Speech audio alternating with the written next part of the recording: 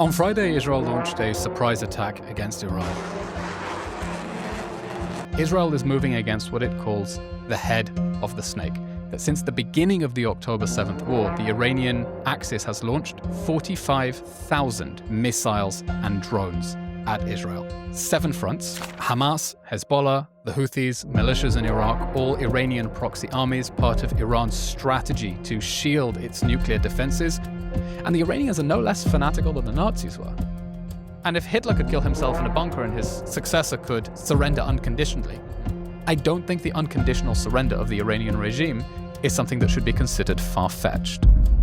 What does this war mean for what's going on in Gaza? How does this materially change the situation for Hamas? Getting to Hamas goes through Qatar. There is a risk down the line Turkey suddenly emerges as the most dominant power after Israel. There was a British MP with a panic button because the Iranian regime had put him on the sanctions list. October 7th saved us from a much bigger disaster because Sinwar jumped the gun. Before you hear from Eylon Levy, I ask, if you want to support this show, all you have to do is press subscribe. If you do that, I can have more phenomenal guests like Eylon exploring the issues you want to hear about that the mainstream media won't touch. And if you head over to winstonmarshall.co.uk, you'll get exclusive content and ad-free viewing. But without further ado, Eylon Levy. Eylon Levy, welcome back to the Winston Marshall Show. Thank you so much for taking the time. Hello, Winston. Glad to be back. We spoke 18 months ago at the beginning of the conflict which you said that is being fought on 7 fronts. And back then it was against Hamas and Hezbollah. Now it's the 7th front has, well, maybe we can get in the detail of this, but 6 days ago, Israel launched Operation Rising Lion against targeting Iran's nuclear program. Now, last time we spoke, you were IDF spokesperson. People know you. Government spokesman. Government spokesperson, forgive me. And people know you also for being former President Isaac Herzog's media advisor. That's correct. So as we speak now, I want to get into what has happened over the last 18 months and some of your experiences. I want to talk about our common heritage in Britain, because that's very relevant, and it's relevant this week as well. But I thought we might start with this week. I mean, seeing as you've been in and out of shelters as of high here in Tel Aviv, and the conflict with Iran and what it all means. I guess I have some specific questions about it, but I wondered maybe if I have the Eylon Levy view of what's going on and your position on this specifically with Operation Rising Lion. Sure. On Friday, Israel launched a surprise attack against Iran that has 3.5 goals. The first is to eliminate the existential threat of the Iranian nuclear weapons project. The Iranian regime already has 400 kilos of highly enriched uranium. That's enough to produce around 10 nuclear bombs. Israel's intelligence indicates that it had accelerated moves towards weaponizing it, actually assembling a nuclear bomb. And it's clear that this is an existential threat. The Iranian regime has as its unofficial motto, death to America, death to Israel. We'll get into some of the lessons Israel has learned about how to deal with existential threats. So the first was eliminate the Iranian nuclear threat. The second goal was to eliminate the threat of Iranian ballistic missiles. We're seeing now the damage that Iran has been able to do with only 2,000 ballistic missiles. But Israel says that Iran was racing to build an arsenal of 20,000 ballistic missiles in the space of just 6 years. When did that information come out? This was in the Prime Minister's statement announcing the launch of the operation. Okay. Now, to put that in perspective, Israel is only about 22,000 square kilometers large. That means Iran was racing to build 1 ballistic missile for every square kilometer in the country. Even without a nuclear warhead, that would be an existential threat. The third goal of the war is to dismantle the Iranian regime's axis of terror armies across the region. Mm-hmm. Hamas, Hezbollah, the Houthis, militias in Iraq, all Iranian proxy armies, part of Iran's strategy to shield its nuclear defenses and, push comes to shove, destroy the state of Israel. Israel says this war has to end with the collapse of that hostile regime, the hostile axis. And the third and a half goal the collapse of the Iranian regime itself. Mhm. Israel is not officially saying that the collapse of the Ayatollah regime is an official goal of this war, but when Prime Minister Netanyahu goes on Iranian opposition TV, Iran International, and calls on the Iranian people to rise up and take their country back, and echoing that, the Crown Prince of Iran, Reza Pahlavi, also calling on the people of Iran to rise up and constitute a democracy, it's clear that Israel would like this war to end with a change in regime. Mhm. Why? Because the source of the conflict with Iran is that the Iranian regime doesn't want Israel to exist, and Israel wants to exist. The Iranian regime says death to Israel. Israel says the people of Israel live. And between that, there's no room for compromise, right? How do you Mhm. compromise on death to Israel? Death to everyone north of a certain line, death to everyone under a certain median age. There's no room for compromise. And it's clear that the conflict between Israel and Iran ends only when the Iranian state is no longer controlled by a regime that is sworn to Israel's destruction and committed to impoverishing its own people and enslaving the whole Middle East in order to pursue that goal of the destruction of the state of Israel. Now, Israel launched this surprise attack against Iran on Friday morning, but it didn't launch a war because the Iranian axis has already been waging a regional war of aggression against Israel since the October 7th massacre. That attack by Hamas was not just a terror attack. When it invaded with 4,000 highly armed terrorists, brutally massacred 1,200 people, took 250 hostages, it was acting as an Iranian proxy army, armed, trained, funded by the Iranian regime. And it wasn't alone, because the following day, Hezbollah joined in from the north and started raining rockets on Israel. A week later, it sounded like a bad joke, Yemen joined the fight as well, and the Houthis started raining ballistic missiles at Israel. I heard an astonishing statistic just the other day on Israeli TV that shocked even me, that since the beginning of the October 7th war, the Iranian Axis has launched 45,000 missiles and drones at Israel. So this has been going on for 20 months now, 7 fronts, I would say 8, including attacks on Jews and Israelis around the diaspora, when Jews are getting murdered in Washington, D.C., when a protest for the hostages is getting firebombed by a man shouting "Free Palestine" in Boulder, Colorado. That's an 8th front of the war. But the Iranian regime was one front. And now, having significantly weakened Hamas, completely defanged Hezbollah, to the point it's not even able to intervene to help Iran. Who could have imagined that Israel and Iran would be in a full-scale war and Hezbollah would be powerless to act? Israel is moving against what it calls the head of the snake. It is an astonishing turn of events. Israel has gone from its weakest moment, its moment of most vulnerability, to its moment of greatest regional strength. A stunning turn of events. But as we record this episode, this is far from over. Israel has at the moment just completed the opening shot of its attack against Iran. I've seen some people saying the Iranian regime's nuclear program hasn't been set back dramatically. Yes, Israel attacked Natanz, destroyed what was above ground. What was below ground may have imploded. Attacked facilities at Isfahan that were necessary for the construction of a nuclear bomb, but most of the Iranian nuclear project is still intact. True. Because what Israel is prioritizing right now is degrading the Iranian regime's ability to continue waging its war of aggression against Israel. It's focusing on destroying the ballistic missiles and the ballistic missile launchers. Israel has destroyed, I think, something like 40%, 50%. It changes every night with each bombing I'd heard raid. 2 days I'd heard it was a third. It was An a IDF third. spokesman said a third. And you've got updates since Well, then? it's been 2 days since, and there have been several more Israeli airstrikes against Iranian targets.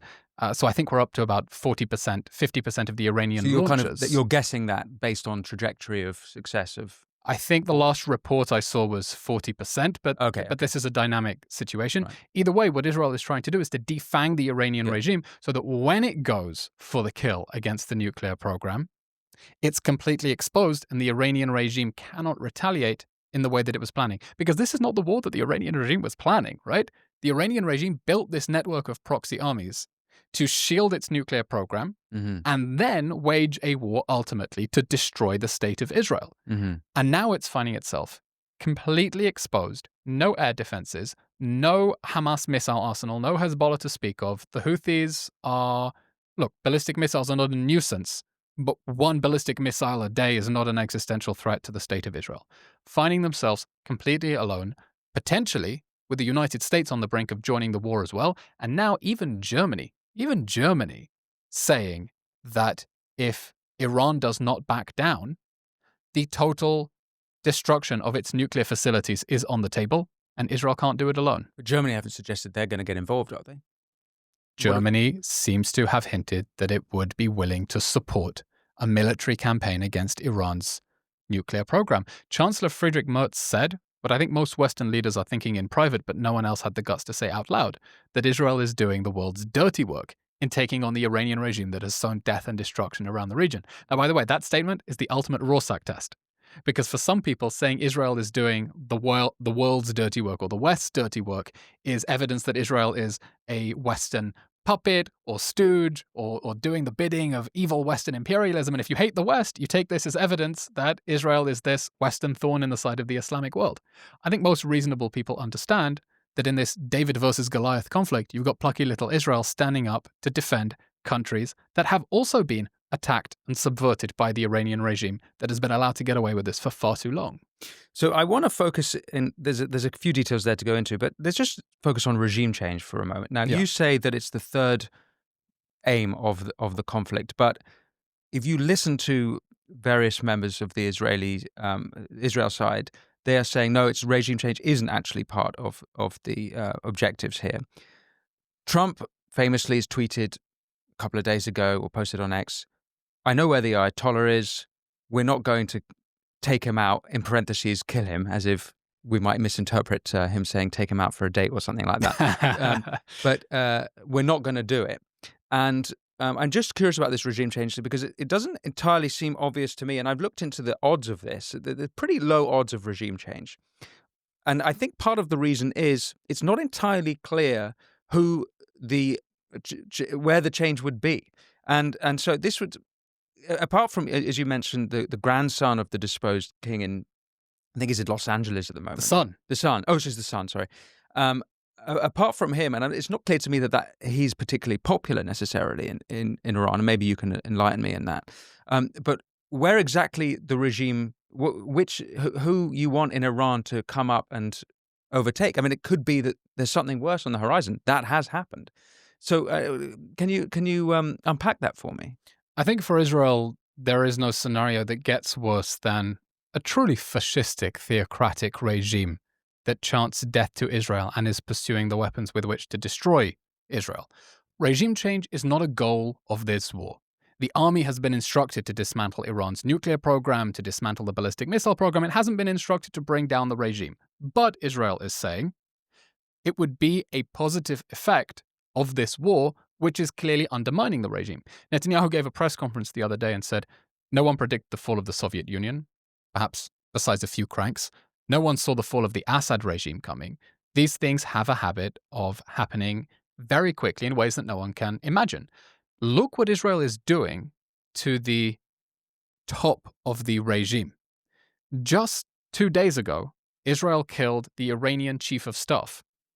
He was new in the job because his predecessor was killed in the opening strike. I think Israel has already managed to kill 2 heads of the Iranian intelligence as well, the top of the IRGC. I think anyone who is thinking now of taking a promotion to be head of the Iranian military needs to think twice. Mm-hmm.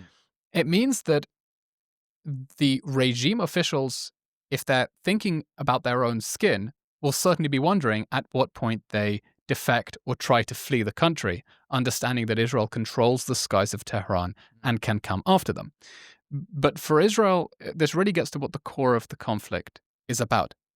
There is no reason for Israel and Iran to be at war. They weren't at war before the Islamic Revolution. There were flights between Tel Aviv and Tehran, and they weren't drones and fighter jets. There were flights. There was mutual tourism. And the Islamic Revolution brought to power a regime that was ideologically committed to destroying the state of Israel because it saw it as a Western non-Muslim intrusion in land that should rightfully belong to Islam. It's a fascistic imperial vision. And the conflict goes away if Iran is controlled by a government, that is not committed to destroying Israel and subordinating everything in order to do that. Mhm. Now, who could lead Iran afterwards? I saw Christiana Amanpour saying she thinks that the Crown Prince... Who is that? Christiana Amanpour, the CNN anchor. Okay. Saying she thinks the Crown Prince of Iran, Reza Pahlavi, has the best name recognition to lead a transition, whether it's as a constitutional monarch or as a temporary president, I don't know. He, for one, is saying Iran's future is up for its people to decide, and it should be a democracy, and he's willing to assist that. But I think Iran actually has, of all the countries in the Middle East, perhaps the best shot of forming a democracy after the fall of the regime, if the regime indeed falls. It has a highly educated population, doesn't have a massive youth bulge. It has a history of civic society and institutions. And I think that the fall of the Iranian regime, it's not an official goal of Israel. It's not something the European Union supports in the United States at the moment, but it would definitely be transformative. Yeah. Not just for relations between Israel and Iran, but for the whole Middle East. Just imagine what it means for countries like Syria and Lebanon, knowing that no one is going to try to reconstitute those proxy armies that destroyed their countries. Yeah. What it means to choke the Houthis off from their support. Yeah. And how the Trump administration could leverage that to advance more peace and normalization accords in the Middle East. But as I said, that may be a long way off. It's not the official goal of the war. We're dealing with the existential threats of the Iranian nuclear program, ballistic missile program. And if you want, we can talk a little bit about how Israel's strategic thinking has shifted since October 7th. Oh, I definitely want to talk about that. But last thing on regime change, though, is that let's say the Ayatollah remains in power. And I just thinking, I'm sort of gaming this out. He's in a situation where he spent the last, him and his predecessor, Khomeini, and their claques have, as you say, been saying death to Israel, death to America forever. Already in 5 days is an utter humiliation for them. Unless there's a surprise around the corner that we don't know about, which there are. It's always possible. It's always possible, a black swan moment or something. Obviously, maybe by the time this podcast has been published, the viewers will have a different idea of things. But if it's at this current trajectory where it's just, as you say, Israel and now rumors of America are about to step in, just completely defanging, to use your language, going for the snake's head. I've heard the metaphor of the octopus head, or I think even the kind of the mothership is sort of appropriate. And the Death Star. The Death Star. And honestly, I've spoken to Arab friends in Amman and in Baghdad who won't say this publicly, but privately are like, get them. Like, we don't, like this, the Iranian regime have been a disaster for the whole region. So it's certainly popular. But the Ayatollah, let's say he remains, he has been utterly humiliated by those pesky Zionists that he's been, shouting about for his entire life. What exactly is a situation with him remaining? Can we expect him to have his sort of tail between his legs? Like, actually, despite what I've said over the last 50 years, love to the Zionists. You know what? Let's get along. What's he like? What exactly is his? I don't see any sort of golden bridge for the Ayatollah into good relations with Israel. It seems like a total humiliation. Right, because it is a deeply held theocratic millenarian vision about the destruction of Israel. It's not just lip service. It's not just a slogan. They really, really mean it. And that's why I'm saying that the only path to sustainable peace in the Middle East goes through an Iran that is no longer controlled by the Ayatollah regime. If the Ayatollah regime survives this, it will survive in a much weakened form. Israel controls the skies of Tehran. Yeah. And it would be up to Israel to make a conscious decision to allow the Iranians to rebuild their air defenses, right? If the Iranian regime survives this, Israel will have the challenge to keep it permanently weakened in order to prevent it from reconstituting its air defenses, its proxy armies around the region, its nuclear facilities as well, and trying to stage a comeback. Which is why I think Israel is, while it's not an official goal of the war, definitely pinning hope on the possibility of protests within Iran, of defections within the Iranian military, of Iranian leaders packing and fleeing overseas, because far-fetched as it may be, that is the only possibility for sustainable peace with Iran. It's not possible when you have a regime that is ideologically committed to Israel's destruction. By the way, ideologically committed to Israel's destruction in a way that may be suicidal for them as well. Yeah, that's you've got to remember. This guy is an Islamist ultimately, and so it is a death cult, and that's another reason why I'm a bit worried about him not having a golden bridge out of there. Because if he's like, screw this, I spent my career going after the Zionists. I know this is over now. Just throw everything at them, and just do whatever he might have. He's like, let's throw it. It's kind of a suicide kamikaze. And yet the Iranian regime is trying to throw everything it can. And from 200 missiles on the first night, New York Times reported they wanted to fire 1,000 missiles. They're down to either a few dozen or in the single digits of missiles in every barrage. Unless there is some horrible surprise that they're keeping up their sleeve, it looks like they've run out of they're largely running out of options to retaliate. Just remember, this is not the war the Iranian regime was expecting to fight.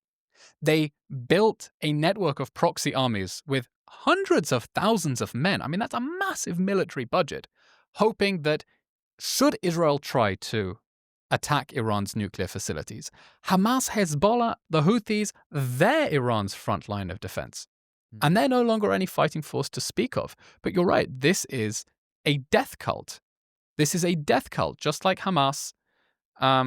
This is a death cult that says, we worship death as you love life. To which many people would say, well, go on and have it then. But we now have President Trump calling for the unconditional surrender of the Iranian regime. Right. That's astonishing. I mean, just look back to the beginning of the war when Netanyahu was talking in terms of total victory over Hamas. And people said that was a bombastic statement. And now you've got the President of the United States calling for the unconditional surrender of the Iranian regime. And the Iranians are no less fanatical than the Nazis were. I mean, I hate to make Nazi comparisons, but they're no less fanatical than the Nazis were. And if Hitler could kill himself in a bunker and his successor could surrender unconditionally, and if the Japanese, who invented kamikaze pilots, were also able to surrender unconditionally, I don't think the unconditional surrender of the Iranian regime is something that should be considered far-fetched. Yes. It's interesting, those two examples you bring up of Japan and Germany. So the Hitler, of course, committed suicide in the bunker, famously, whereas in Japan, there was the Allies made a decision to keep the emperor alive, which turned out to be quite smart on the part of the Japanese, of the Allies for Japan, in that they kept some sort of continuity. Now, that I think, that those comparisons about how to treat the Ayatollah have been brewing, and kind of there's conversation about that, about the best way to treat them. But I'm not sure if there's anything to add on this, particularly when it comes to the Ayatollah. You did mention the military, and earlier you wanted to talk about the artillery, the military campaign. I was wondering if you could give me any detail you have on some people saying this is essentially a war of attrition between the two nations. How do you see it? Well, Israel definitely hopes that this won't be a war of attrition. It is, what day is it today? Tuesday? Wednesday? Yeah. We've lost count of what day it is. No one in Israel has had a full night's sleep since Thursday night when the war began, because we've had 2 or 3 ballistic missile sirens every night. Now, some Israelis are lucky enough to have a bomb shelter at home.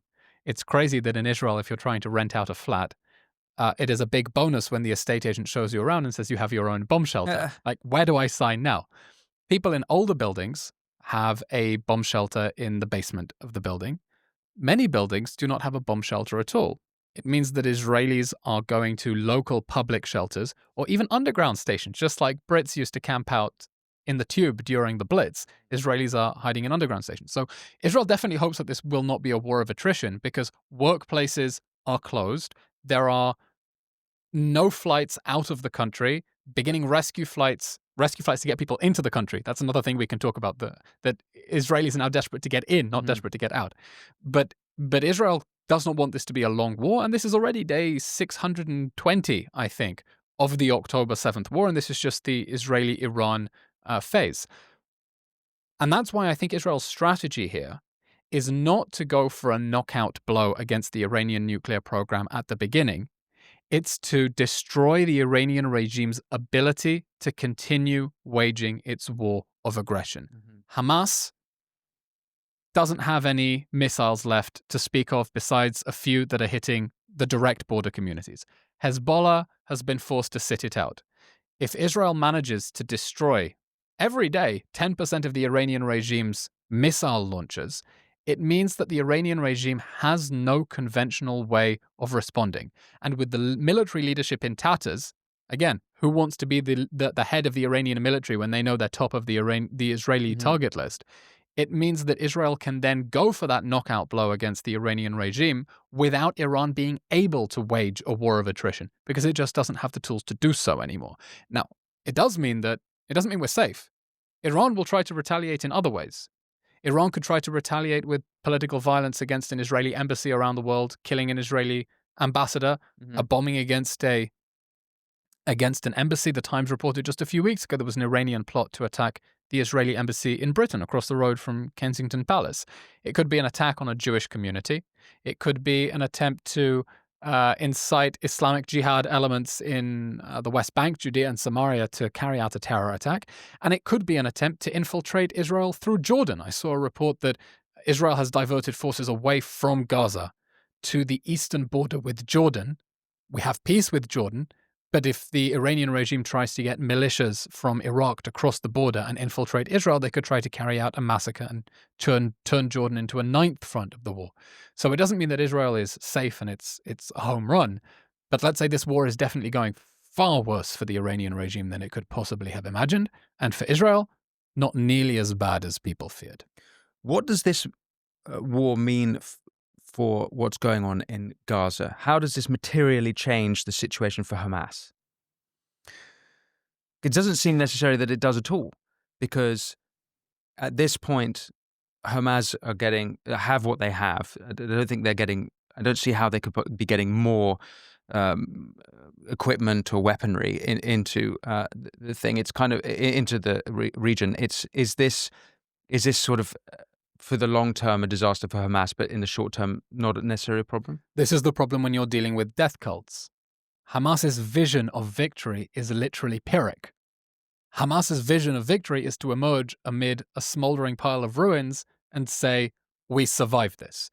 So, Hamas is willing to sacrifice every last person in the Gaza Strip if necessary in order to say, look, we stood up against the evil Zionist enemy and we survived this war. I do think the effect could be secondary, which is this.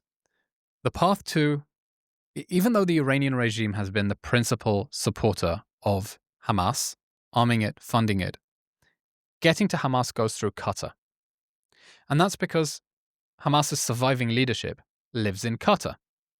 And I think from the beginning of the war, the world should have demanded that Qatar hand over Hamas's leaders to face extradition for crimes against humanity.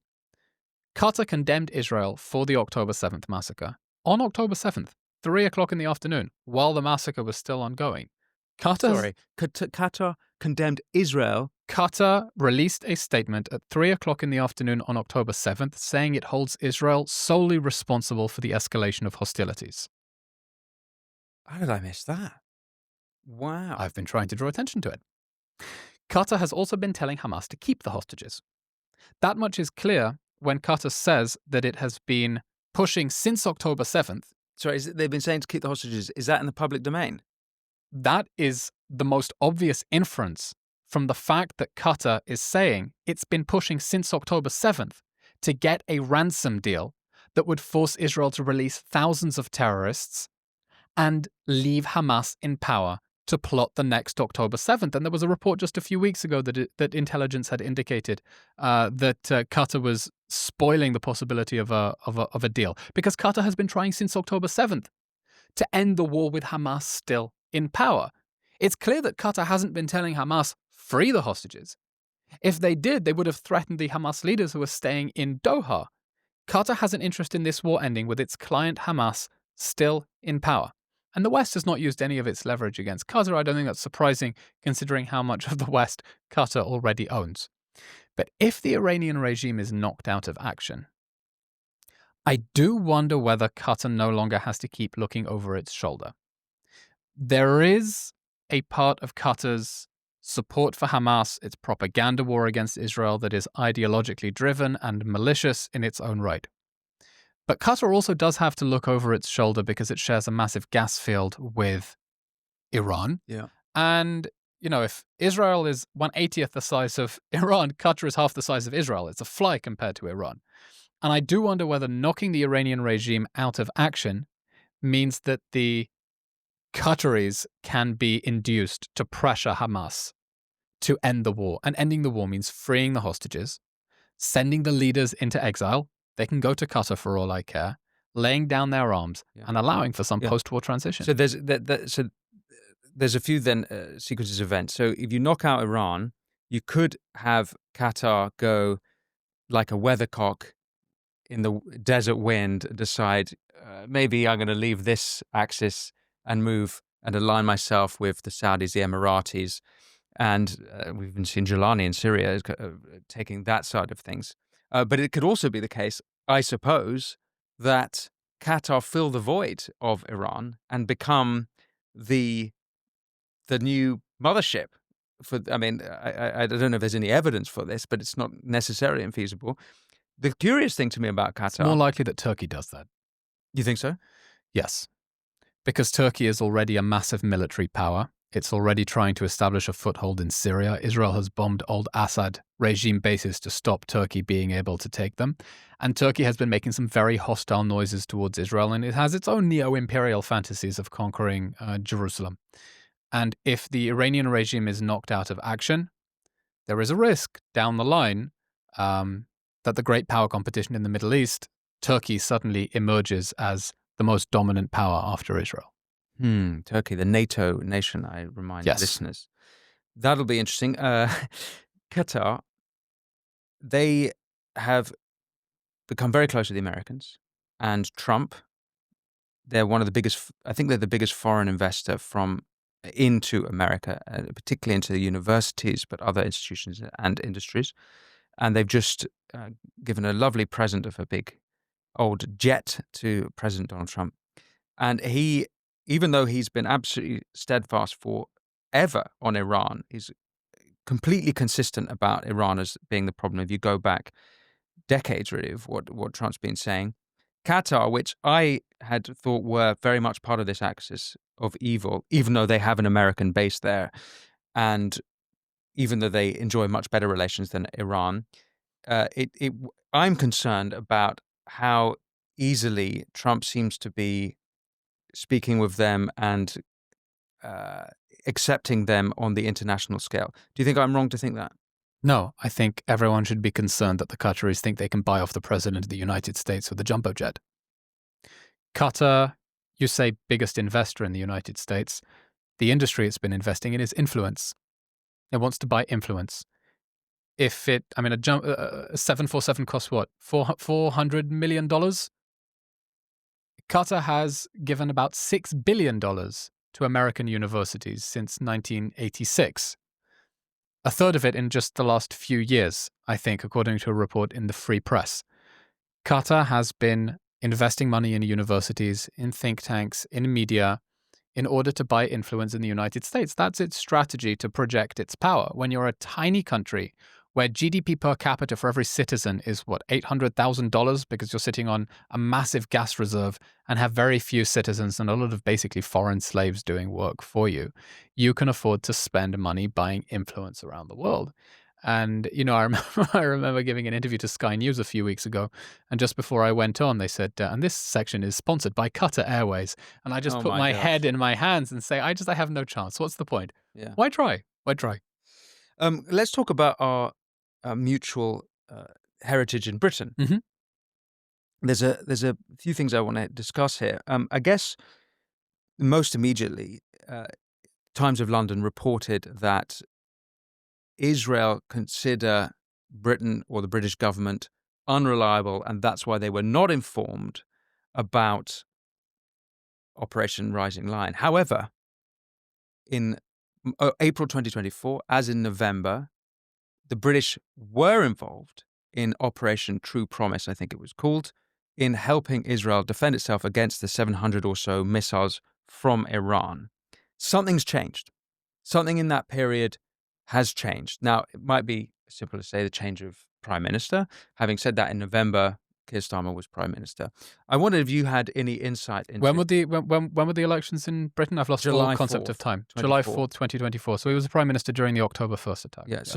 So what do you think has changed in that period in between relations between Israel and Britain? I think public opinion in the UK has soured against Israel, and not by chance. There is a guiding hand that has been trying to poison British public opinion against Israel. Which is? I mean, a lot of the propaganda we're seeing on the radical left, the attempt to frame Israel as uniquely evil.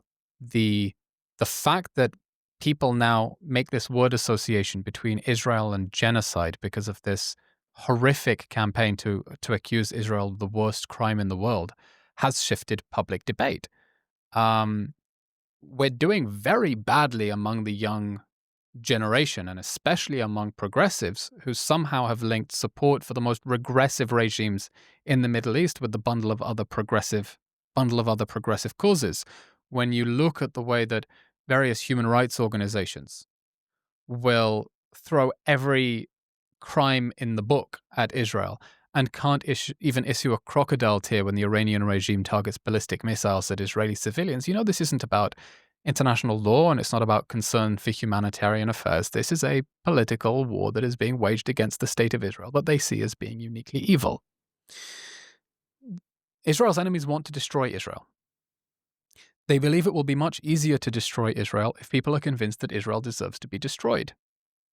The reason that I have been trying to fight for Israel's good name in international media is that I understand that we're not alone. We have friends, we have supporters. The UK understands perfectly well that Israel is doing its dirty work. But there are people who want to make it politically unpalatable to support Israel, to make it politically expedient to throw it under the bus. If your government has imposed an arms embargo on Israel and said we don't think Israel should have weapons, why would you engage your own weapons to defend it? If your base believes that Israel shouldn't exist, why would you engage the RAF to defend it? Public opinion has been poisoned against Israel in that direction. I looked at some of the polls in the UK. According to YouGov, when British people are asked, who do your sympathies lie with more, Palestinians or Israelis? 26% say Palestinians. 17% say Israelis. By the way, what I found interesting about that, the number who say they support the Israelis has gone up since the beginning of the October 7th war. It was 10%.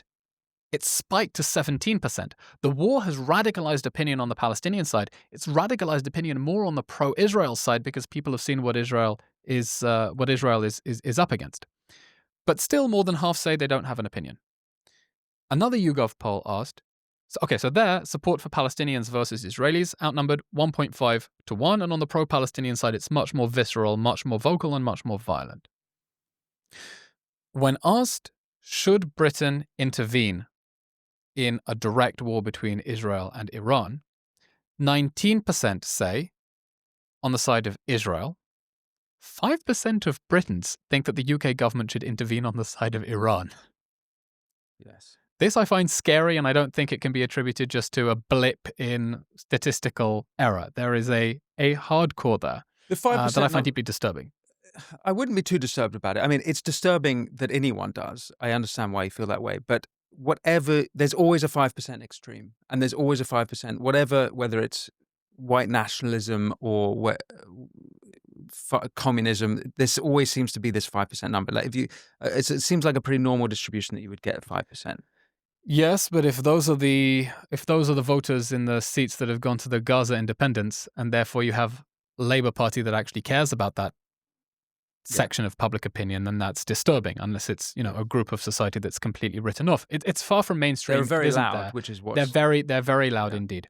But I think when you've seen Britain announcing that it's suspending the sale of certain arms to Israel, imposing sanctions on Israeli ministers whose opinions and statements I find odious and criticize very vocally in Hebrew as well, but I still think that sanctions against ministers in an allied government is a mistake.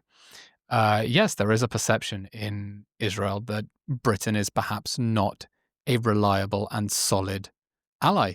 And indeed, we have Britain now saying going through the motion of talking about the need for de-escalation rather than just spitting it out and saying, thank you, Israel, for having the guts to take on the regime that is trying to destabilize the UK, bring political violence to the UK. Diplomacy hasn't succeeded in destroying the Iranian nuclear program, and we're here to defend you against ballistic missiles so that you can finish the job. Yeah, I agree. There's a debt of gratitude owed to the Israelis from the entire West on this one.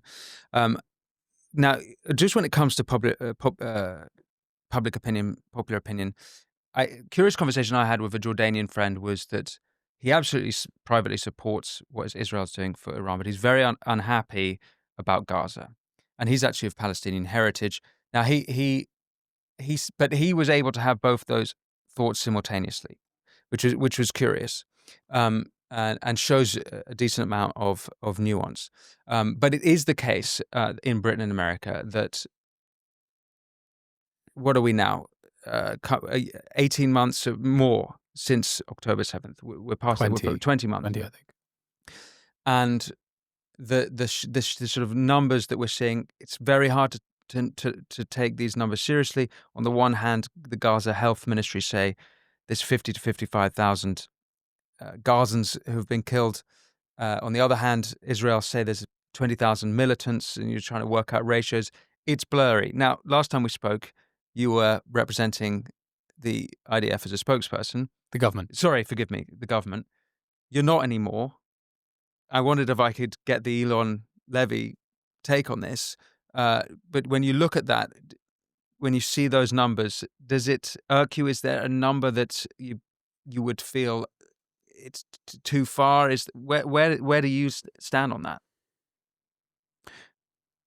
It's a horrible question, because when the enemy's goal is to try to maximize casualties on their own side, and you're trying to do everything possible to mitigate that harm consistent with the goal of going after Hamas, it's clear that the blame of the fault lies with the jihadi death cult that started the war, refused to surrender, and is deliberately waging this war in a way that maximizes casualties on the other side. Does it bring me joy? Of course not. It's horrible to watch. Just look at the disaster that Hamas brought on the Gaza Strip by launching the October 7th massacre. But I do think about what the consequences would be of leaving Hamas in power. And the consequence of leaving Hamas in power is that it would begin plotting the next October 7th massacre. It has begun in this war using drones to drop explosives on Israeli troops. In the next war, it would use drones to drop explosives on houses in Kfar Aza. If the war ends because it believes the West has saved it from the war that it started, its human sacrifice strategy will have been vindicated, and it will continue building tunnels underneath homes and schools and hospitals, and being told that if you abduct civilians and if you murder people in their beds, ultimately the West will come in and save you, and Israel isn't allowed to thump you and remove you from power. I wish that things had gone differently in the war.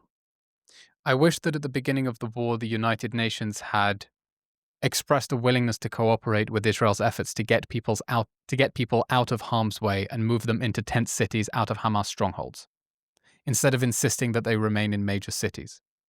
There should have been an international call for Gazans to be let out temporarily via Egypt. This is the only war zone where people are not allowed, apparently, to claim asylum.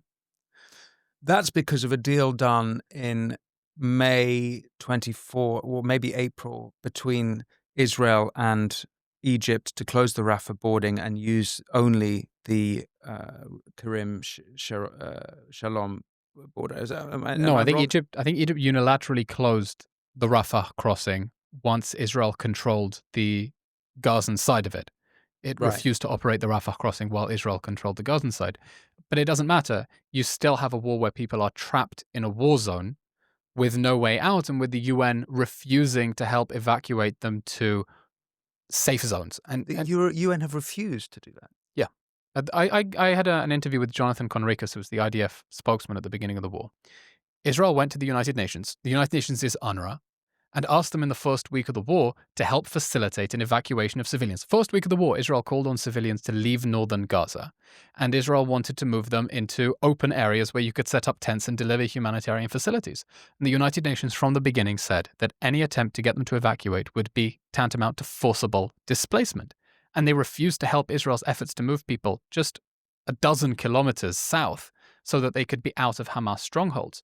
And it meant that Israel was fighting in a domain where people were being kept in facilities where Hamas was continuing to run between their feet. But I mean, so it's a bit of a doomed if you do. Sorry, go on. Exactly. No, but that was Hamas's strategy, to put Israel in a damned if you do, damned if you don't. If you attack these facilities while people are there, or you urge people to leave, people are going to get hurt or evacuated, and it looks bad on TV. If you don't, then Hamas gets permanent immunity. Permanent immunity for a strategy where, let's remember how sick and cynical this is. When the 6 hostages were murdered in September, Hirsch, Goldberg, Poland, and the other 5 hostages, the entrance to the tunnel was inside a child's bedroom. The IDF released footage of the bedroom with a mural of Snow White on the wall. Mohammed Sinwar was killed in a tunnel directly underneath the emergency department of the European hospital in Gaza. So it's clear to me that this regime cannot be allowed to continue to use the Gaza Strip as a staging ground for war against Israel in future. But of course, the cost has been absolutely horrific. The cost has been absolutely horrific. It brings me no joy. Of course, it's horrible. Apart from explicit surrender from Hamas, real terms, what would the end of Hamas look like? What do we need to keep an eye out for to know, okay, Hamas have capitulated, or what exactly would that look like? Look, the first and most important thing is the release of the hostages. It can sometimes seem insignificant given the grand biblical scale of what is happening now, but there are 53 hostages, 20 of whom are alive, who are shackled underground and being starved and subjected to the most inhumane conditions. And Israel needs them back. You said 53? 53. Because 33 of them have been murdered already. Right. 33 have been murdered, and when we talk of 53 hostages, 33 of those are bodies Hamas is trying to ransom back. 20, for all we know, are still alive, still clinging on to life. But the question of who governs Gaza the day after the war is such a tricky question that I think it's one of the reasons Israel did not preemptively... That's not my question. Sorry. My question is, how will we know... There's one question about having the hostages out. It's clear when you've got all the hostages back that the hostages are back. But at that point, the express aims of Israel is to destroy Hamas. How does one know when that's been achieved? Once the leaders go into exile. Once the leaders go into exile. The leaders go into exile. They take a deal. Whoever it is who is speaking and is authorized to say, yes, we want to release hostages, or no, once they go into exile, and it's possible to install some sort of transitional administration. Mm-hmm. So to wrap things up, if I may, there's a couple of accusations at Israel that I was hoping I want your opinion on, and this is coming really from, maybe it's the 5% who we've described earlier, but it's worth having a look at this. So, of course, Israel is saying, one, in their approach to Iran, it's because of the IAEA report of Iran enriching uranium to 60%, and they're in breach of the Non-Proliferation Act. It's also the case, it seems to, people seem to think the JCPOA is non-existent because the Americans pulled out under Trump, but it's the JCPOA still exists between Iran, other nations, including the EU and the UK, which they are, I think, in breach of, according to this latest report.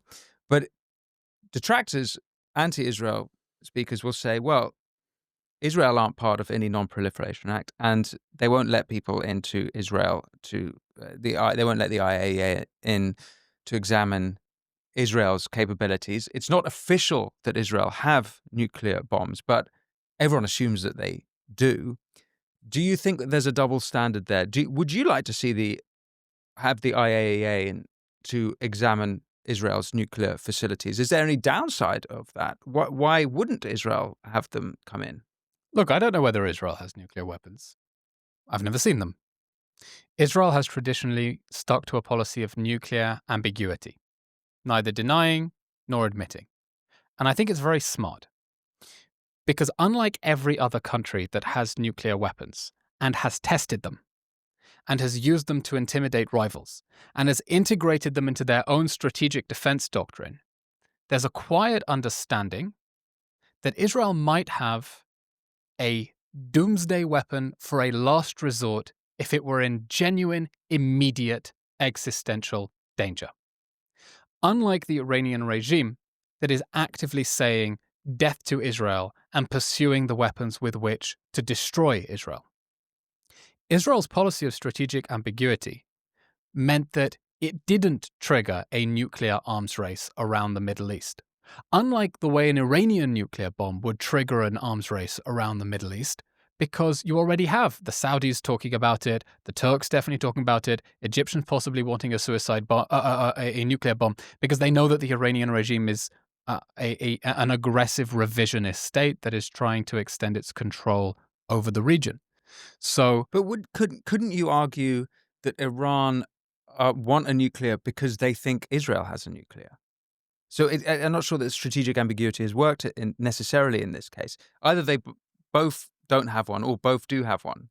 But with the feeling that Israel, or the sense that they probably do have one, that's scared Iran, no? I think world leaders know there are some Pandora's boxes that are not worth opening. Because the moment you do open a can of worms wriggle out, and some things are best left unsaid. The reason that Iran wants a nuclear weapon is because it wants to destroy the state of Israel.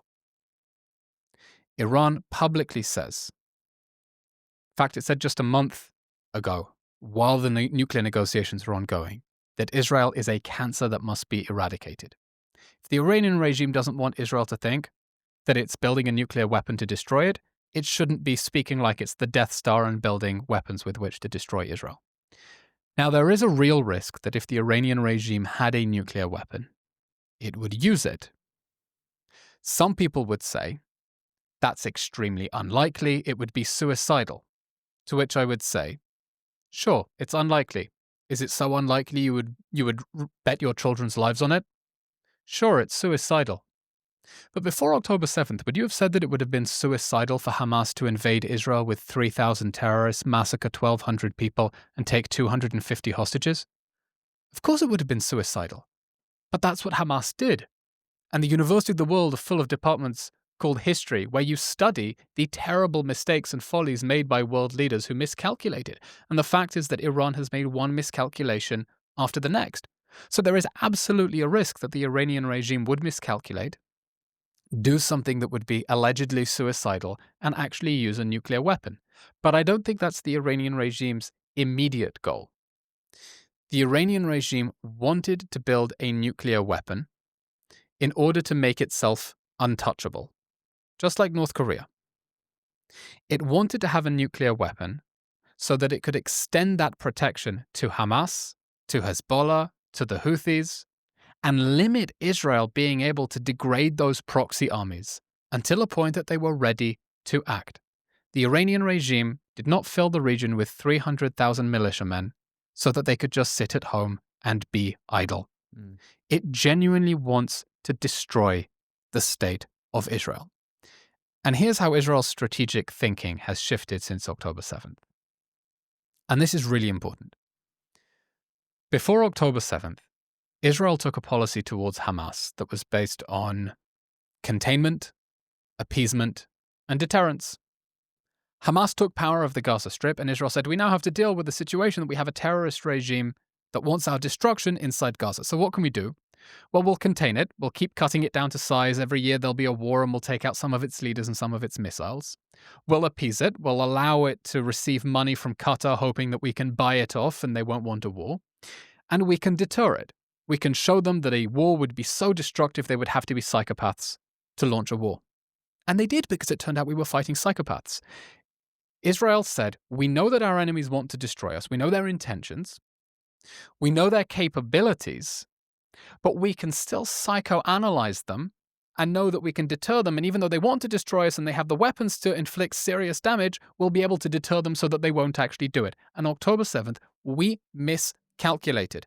Israel succumbed to hubris, it underestimated the threat from Hamas, and we got the worst day in this country's history. And Israel's position has now shifted towards applying in practice the lesson that Israel is too small to have any room for error. And if you say that you want to destroy Israel and you are developing the weapons to destroy Israel, we don't have the wiggle room to say, well, they probably don't mean it. It would be crazy for them to do it. We can deter them against doing it. If you're saying down with Israel, you're bringing the weapons to bring Israel down, then you're going down as well. And that's why Israel is now responding to mortar fire from Syria with much heavier strikes by saying we cannot tolerate these small provocations and saying, well, that was only one mortar, we can turn a blind eye. Zero wriggle room, zero appetite for risk, because we understand that when our enemies say they want to destroy Israel, they really do. And by the way, it's difficult for the West to understand what this deeply religious, really fascistic mindset is. I mean, the Iranian leaders talk like they're cartoon villains about death to Israel, death to America. And so Israel's strategic thinking has shifted towards saying we can't tolerate massive threats on our borders in the hope that we can psychoanalyze them away and deter them. Those threats cannot exist on our borders, and we're going to project power in order to protect the Israeli home front and not end up in this situation where, look, October 7th was the worst day in this country's history. The crazy thing is, it saved us from a much worse fate. Yeah. It could be seen as the Pearl Harbor of... October 7th saved us from a much bigger disaster because Sinwar jumped the gun. He was already in talks with Hezbollah and Iran about a combined assault against Israel.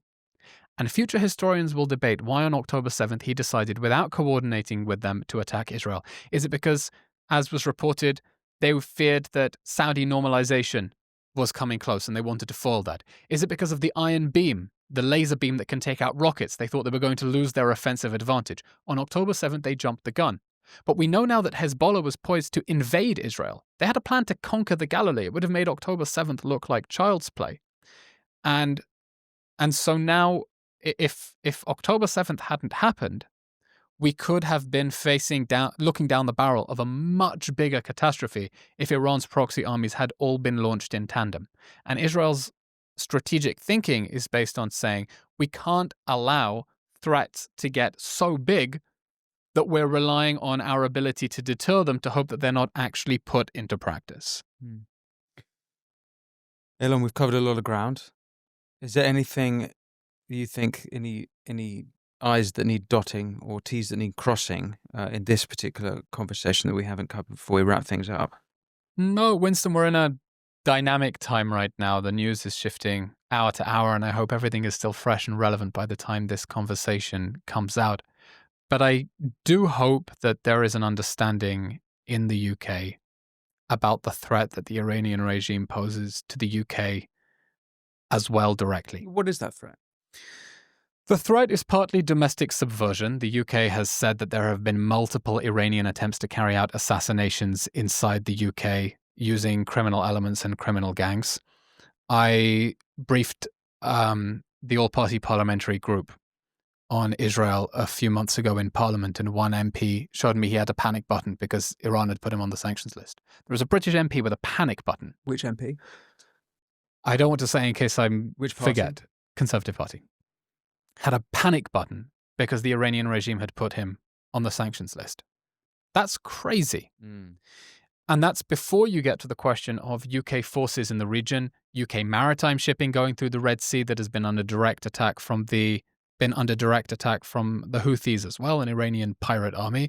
And of course, the chance of death to England joining the chance of death to America and death to Israel. This is a hostile regime against the United Kingdom as well.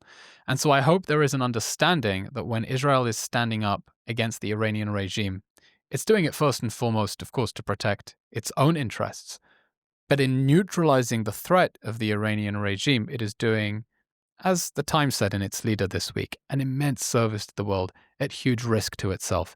And I hope that from the UK we see, if not gratitude, then maybe just a little bit of humility about the strategic position that Israel finds itself in and the immense risks and dangers that it is undertaking in a reality that is so far and so alien from anything that people in the UK can even imagine. Well, I could say something that's possibly a little controversial, but I think as soon as Sir Salman Rushdie, got his fatwa from the Ayatollah, at that point, the British should have taken it much more seriously, the Iranian threat. It should be absolutely intolerable that any British citizen be under such a threat or,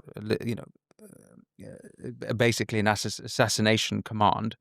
At that point, we should have taken Iran a lot more seriously. And look what's happened to Sir Salman since then. So, but the British position has been, I saw Philip Hammond talking about saying that he, of course, in the Theresa May government, helped to negotiate the JCPOA, saying that this makes diplomacy much more difficult. The JCPOA was an attempt to kick the can down the road. And when you kick a can down the road and the can is full, it leaves a mess, and someone has to clean up that mess. Yeah. And Israel's now cleaning up that mess. Yeah. Eylon, a pleasure speaking with you. Winston, a pleasure. I'm glad you're here. I'm sorry you got stuck here, but glad to have you here longer than planned. Well, it means I get to see you, which is great. And you have launched your own show since I last saw you. Where can people find it? The podcast is going to go on hiatus soon, and it's going to be revamped, but I would encourage people to follow me on social media, Eylon Levy, on Twitter, on Instagram, and on all other social media platforms as well. Eylon Levy, thank you so much. Thank you very much, Winston. Thank you for watching the Winston Marshall Show with Eylon Levy. I ask if you want to support this show. All you have to do is press subscribe, and if you go over to winstonmarshall.co.uk, not only will you get exclusive content, but you also get ad-free viewing and listening. But until next time, be well.